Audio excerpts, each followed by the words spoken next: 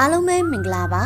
ဒီကနေ့မှာတော့ LC ပုံလို့ခေါ်တဲ့ monster အကြောင်းကိုပြောပြပေးသွားမှာပဲဖြစ်ပါတယ်ဒီ monster ရဲ့အရက်က6မီတာလောက်ရှိပြီးတောင်အမေရိကမှာရှိတဲ့တစ်တော်တွေထူထပ်တဲ့နေရာတွေမှာနေထိုင်ကျက်စားလေးရှိပါတယ်သူ့ရဲ့ပခုံးမှာတော့သူတက်ထားတဲ့လူတွေရဲ့အယိုးစုတွေကိုတင်ထားတဲ့အိတ်ကိုထမ်းထားပြီးကြက်သိမ်းထားစရာကောင်းလောက်အောင်လေ့ချွန်ပြီးသွားလာနေတတ်ပါတယ်လူတွေကတော့ဒီလေ့ချွန်တန်းကတေချင်းတရားရဲ့ရှေ့ပြေးလက္ခဏာဖြစ်တယ်လို့ပြောကြပါတယ်ဒီလေချွန်တန်ကိုနီးကပ်တဲ့အနေထားကနေကြားရတယ်ဆိုရင် LC ပုံကအဝေးတနေရာမှာရှိတယ်လို့မှတ်ယူရမှာဖြစ်ပြီးတိတ်ဆိုးရင်စရာမလိုဘူးလို့မှတ်ယူရမှာပါဒါပေမဲ့ဒီလေချွန်တန်ကိုအဝေးတနေရာကနေကြားနေရတယ်ဆိုရင်တော့ LC ပုံဟာ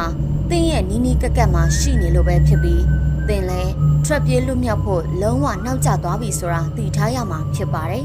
သူစတင်ပေါ်ပေါက်လာပုံကတော့ပုံစံမျိုးမျိုးကွဲပြားနေပြီးလူအများစုသိထားတာကတော့သူဟာသူ့ရဲ့မိဘဖိုးဖွားနဲ့အတူနေတာဖြစ်ပြီးအပြင်ထွက်သွားလာတဲ့အချိန်မှာလည်းလေချွန်ပြီးသွားလာလေးရှိပါတယ်။သူဟာငယ်စဉ်တောင်ကြီးကလေးကအလိုလိုက်ခံရပြီးသူလိုချင်တာမှန်သမျှမရမချင်းအော်ငိုပြီးပူစာလေးရှိပါတယ်။တနေ့မှာတော့သူဟာထမင်းစပွဲပေါ်မှာထိုင်နေစင်မှာပဲသူ့ရှေ့မှာလည်းသူ့အမေချက်ပေးထားတဲ့ဟင်းလျာတွေရှိပါလျက်နဲ့တရေကင်စားချင်တယ်လို့ပူစာပါတော့တယ်။သူ့အဖေကလည်းညစာမှာတရေကင်ရစီရမယ်လို့ဂတိပေးလိုက်ပါတယ်ဒီတော့ကောင်လေးနဲ့သူ့ရဲ့အဖေဟာ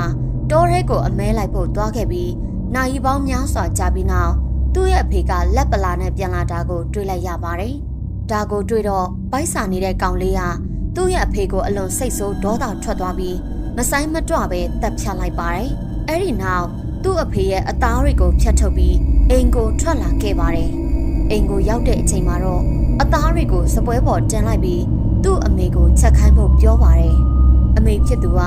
သူမခင်ဖို့မပါလာတာကိုတတိထားမိပြီးသူမရဲ့သားပေးတဲ့အသားကိုလည်းကြည့်ပြီးမတင်ကာဖြစ်တဲ့အတွက်မိခွန်းပေါင်းများစွာမေးပြီးတဲ့နောက်မှာတော့ဒါဟာသူမခင်ဖို့ရဲ့အသားတွေဖြစ်ကြောင်းသိလိုက်ရပြီးအလွန်တုန်လှုပ်သွားပါတယ်ဒါတွေကိုကြားသိရပြီးနောက်အဖိုးဖြစ်သူဟာ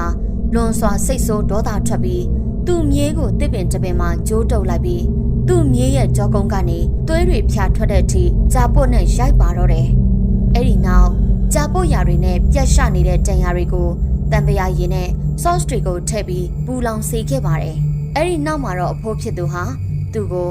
မင်းတက်တက်လုံးဒေါ်ထဲမှာစုပ်ပြက်နှုံချတဲ့တရိတ်ဆန်တကောင်ရဲ့ဘဝနဲ့နေပါရစေလို့ကျိန်စာတိုက်ခဲ့ပါတယ်။ပြီးတော့တရီကိုဆိုတဲ့နတ်ဆိုးခွေးလိုနာမည်ကြော်ကြားတဲ့ခွေးကိုသူ့နောက်ကိုလိုက်စေပါတယ်။ဒါကြောင့်လည်း LC ပုံကကြောက်ဖို့နဲ့ခွေးဟောင်တန်တွေကိုအလွန်ကြောက်ပါတယ်။အဲ့ဒီအချိန်ကစပြီး LC ပုံဟာသူလေချွန်နေကြအတိုင်းလေချွန်ပြီးသူ့အဖေရဲ့အယိုးတွေနဲ့အတူသူတက်ထားတဲ့အခြားသူတွေရဲ့အယိုးတွေကိုအပြည့်ထည့်ထားတဲ့အိမ်နဲ့တောတွေထဲမှာရှောက်သွားနေခဲ့ပါတယ်။သူဟာလူတွေရဲ့အိမ်တကားဝတွေမှာရှက်နားလေးရှိပြီးသူ့ရဲ့အိတ်ထဲမှာရှိတဲ့အယိုးချောင်းအရည်အတွက်ကိုထိုင်ရည်နေလေးရှိပါတယ်။တကယ်လို့အိမ်ထဲကလူတွေကသူ့ကိုတွေ့သွားခဲ့ရင်တော့ဘာမှပြဿနာမရှိပေမဲ့သူရှိနေတာကိုမတွေ့လိုက်ရင်တော့နောက်နေ့မနက်မှာမိသားစုဝင်တွေထဲကတယောက်ဟာတေဆုံးသွားမှာဖြစ်ပြီးအဲ့ဒီလူရဲ့အယိုးဟာလည်းသူ့ရဲ့အိတ်ထဲကိုရောက်နေမှာဖြစ်ပါတယ်။တခါတလေမှာ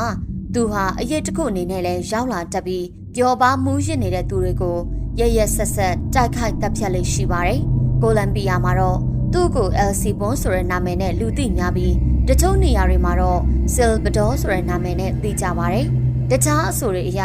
သူ့ရဲ့လေချွန်တန်ကကျဲတယ်ဆိုရင်သူကမိန်းကလေးသားကောင်ကိုရှာနေတာဖြစ်ပြီးသူ့ရဲ့လေချွန်တန်ကတိုးတယ်ဆိုရင်တော့ယောက်ျားလေးသားကောင်ကိုရှာနေတာဖြစ်ပါတယ်။လူတော်တော်များများက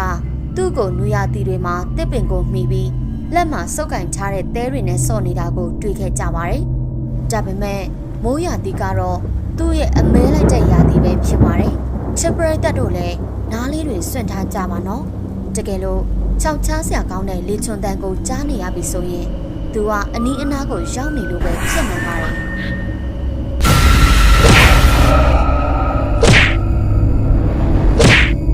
ဒီဗီဒီယိုလေးကိုကြိုက်နေတတ်မယ်ဆိုရင်တော့ like လေးလုပ်ပေးဖို့မမေ့ကြပါနဲ့နော်။ဒီလိုမျိုး horror story လေးတွေကိုနောက်ထပ်ကြည့်ချင်နေဆိုရင်တော့ channel လေးကို subscribe လေးလည်းလုပ်သွားကြပါနော်။